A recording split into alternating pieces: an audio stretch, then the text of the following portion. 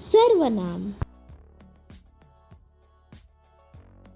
संज्ञा शब्द का प्रयोग जब बार बार होता है तो सुनने में अजीब लगता है। जैसे प्रखर एक होनहार छात्र है। प्रखर कक्षा 7 में पढ़ता है। प्रखर को उसकी माँ बहुत लाड करती है। प्रखर को इस वर्ष खेलों में विजेता घोषित किया गया है। उपर्युक्त गद्यांश में आप देख रहे हैं कि प्रखर संज्ञा शब्द बार बार आ रहा है जो अटपटा लग रहा है। अब यदि उसके स्थान पर सर्वनाम शब्द का प्रयोग किया जाए तो संपूर्ण गद्यांश का रूप सुमधुर हो जाएगा। देखिए, प्रखर एक होनहार छात्र है। वह कक्षा 7 में पढ़ता है।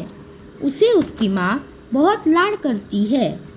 उसको इस वर्ष खेलों में विजेता घोषित किया गया है।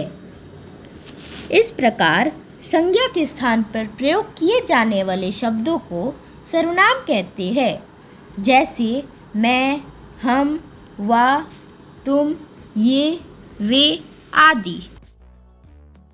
सर्वनाम के 6 प्रकार होते हैं। सर्वनाम के प्रकार: पुरुषवाचक सर्वनाम, निश्चयवाचक सर्वनाम, अनिश्चयवाचक सर्वनाम, प्रश्नवाचक सर्वनाम, संबंधवाचक सर्वनाम, नीचवाचक सर्वनाम।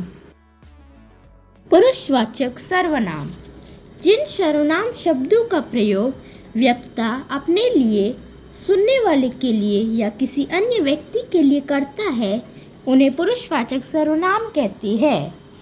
पुरुषवाचक सर्वनाम को 3 भागों में विभाजित किया गया है। पुरुषवाचक सर्वनाम के भेद: उत्तम पुरुषवाचक सर्वनाम, मध्यम पुरुषवाचक सर्वनाम, अन्य पुरुषवाचक सर्वनाम। निश्चयवाचक सर्वनाम: इन सर्वनामों का प्रयोग किसी निश्चित व्यक्ति या वस्तु के लिए किया जाता है।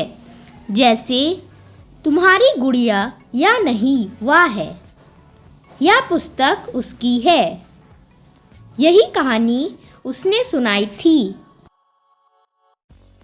अनिश्चयवाचक सर्वनाम: इस सर्वनामों का प्रयोग किसी अनिश्चित व्यक्ति या वस्तु के लिए किया जाता है।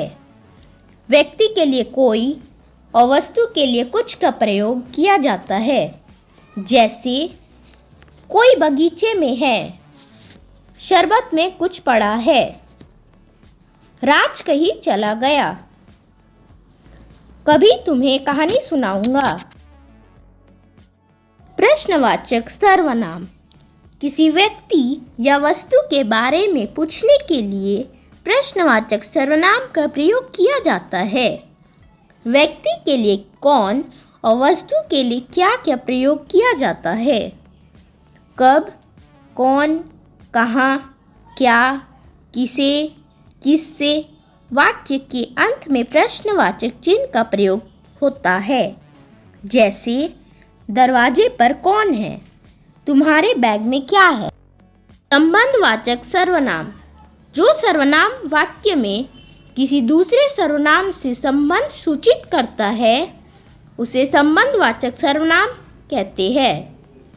जैसे जिसकी लाठी उसकी भैंस, जो करेगा सो भरेगा, जहाँ न पहुँचे रवि वहाँ पहुँचे कवि।